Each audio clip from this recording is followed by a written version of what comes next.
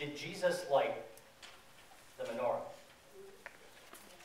And you almost certainly did. The menorah has been the symbol of the Jewish nation for over 4,200 years. We know this because it goes back, it precedes the writing of the book of Exodus, one of the earliest books in the Jewish Bible or the Christian Bible, whichever way you want to look at it. He lit this candle.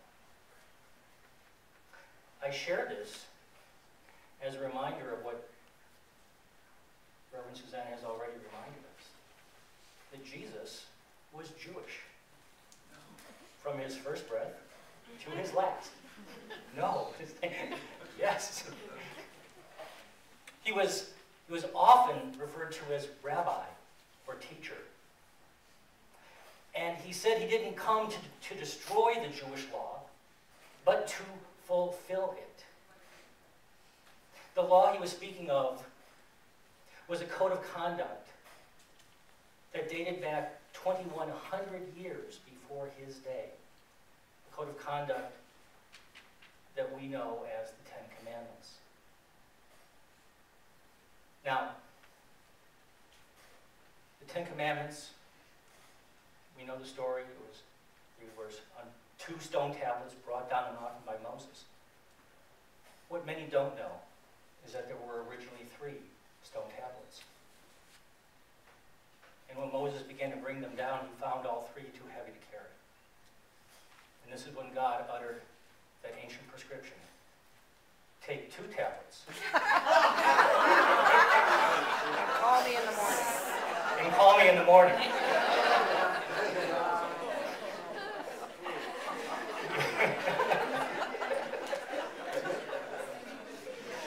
Just a little bit of biblical history for you. So, enough history. I think you can swallow that much. You can.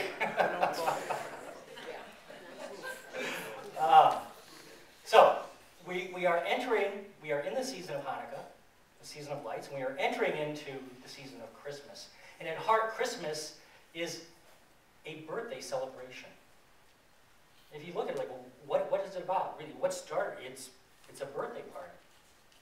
And so I thought it worthwhile to take a look at the question, who is Jesus in unity? What does unity teach about this man? Well, in unity teaching, Jesus is spoken of in 3 different ways. He's spoken of as Jesus Christ, and as Christ Jesus. And I want to share with you my understanding of what those 3 terms mean to me and what they may mean to you. Jesus is the name, the historical name of the personal identity of a man almost all biblical scholars agree was in fact born and lived about 2,100 years ago. He was probably not born in Bethlehem, but we don't know that for sure. The Jesus Seminar seems to think he was probably born in Nazareth. We do know that he lived and grew up in this small town of Nazareth as a carpenter.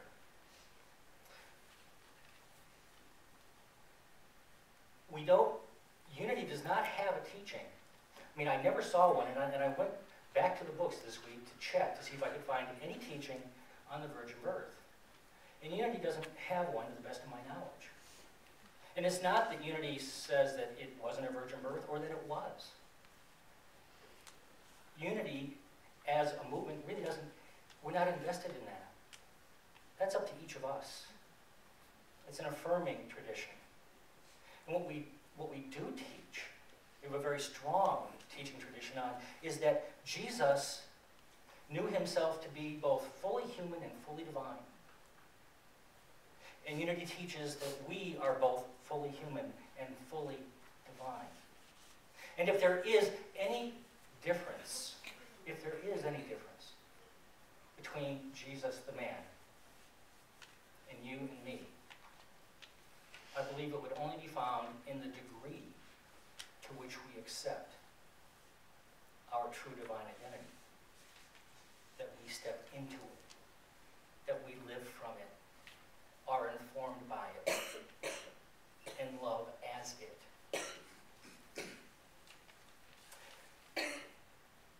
Jesus Christ. In order for me to talk about Jesus Christ, I first have to talk about the word Christ.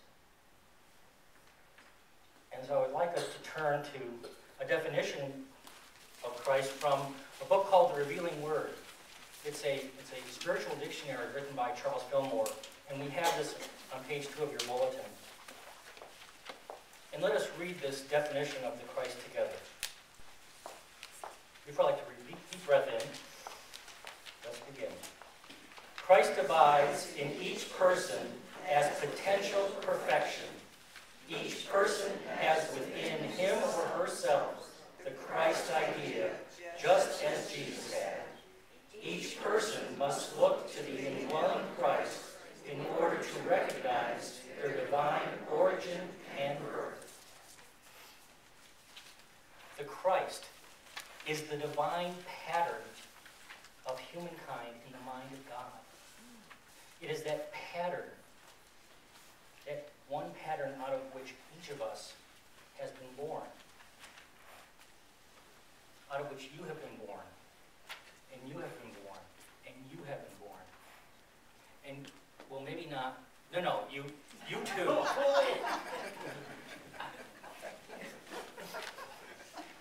I only kid something like that with a very strong spirit. Strong expression. Each one of us.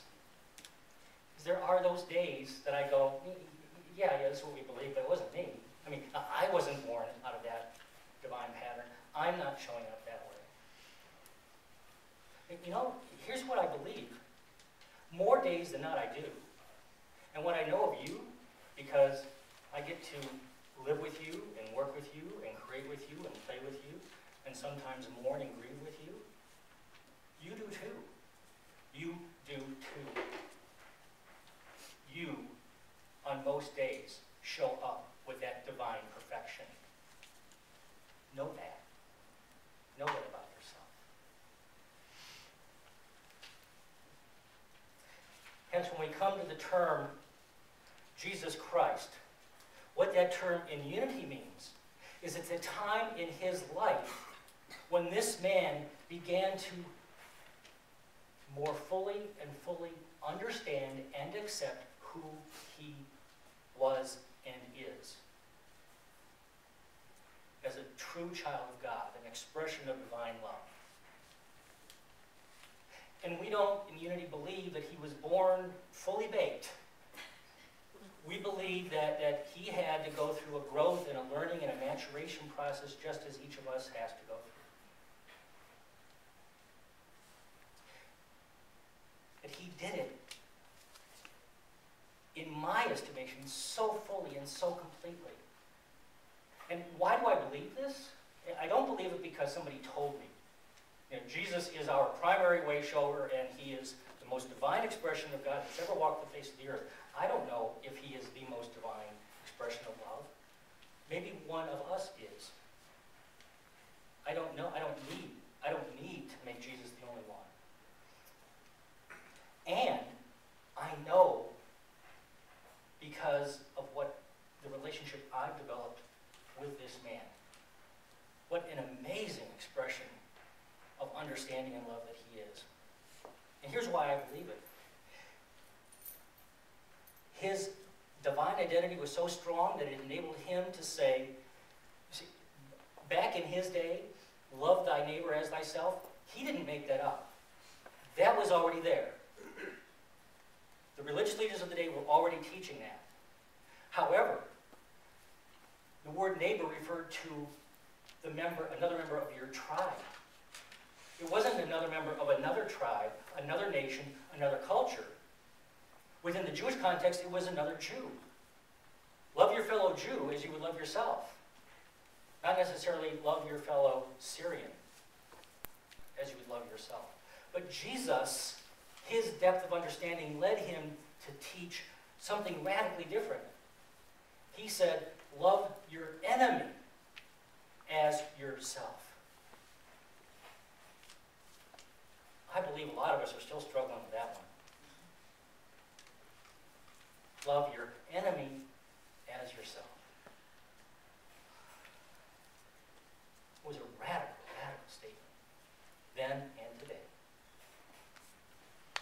said, faith the size of a mustard seed, have faith the size of a mustard seed, and you can command the mountain, say to it, move from here to there, and it will move. Now, the mustard seed that he was talking about was probably the black mustard plant. It's a plant that grows to about 9 feet in height, and it starts off from an incredibly tiny seed. And once it takes root in an area, it is almost impossible to eradicate. It's pervasive. It just spreads quickly. When the seed falls in the ground, it begins to germinate almost immediately. And its root system moves out from there. And isn't true faith like that? But once it's taken hold, it's impossible. Impossible. Once it begins to take hold, to be removed. Robert Brummett was one of my professors, one of my instructors at Unity Institute. And he told all of us one day of an experience he had early in his ministry. He was in Seattle, Washington, and he was attending a conference, and he went back to his room at night. And before he went to bed, he went to the window, and he looked out. He was facing Mount Rainier. And as he looked at the mountain,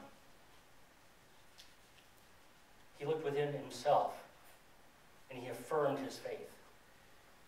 And he said to the mountain, move from here to there. And he went to bed. And the next morning, he got out of bed, went to the curtains, threw them open, and lo and behold, the mountain was exactly where it was the night before.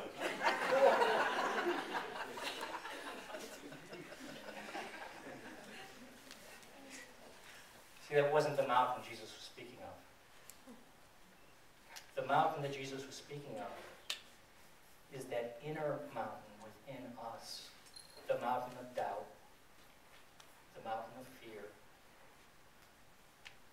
the peaks of trepidation, the tiniest seed of faith can move that mountain.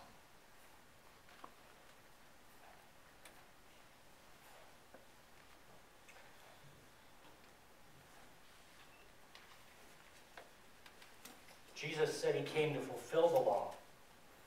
And the law as he saw it was first to love God, and second, to love one another even as we love ourselves. Now in his day, and I'm generalizing, I'm sure there were a couple of decent religious leaders in his day besides him. I never like to castigate an entire group of people. But the majority of the religious leaders of his time in his culture had been leading their people, instructing their people to live to the letter of numerous laws. I mean, the Jewish nation, just laws, they're all, if you want to read them, they're there, and it goes on and on and on.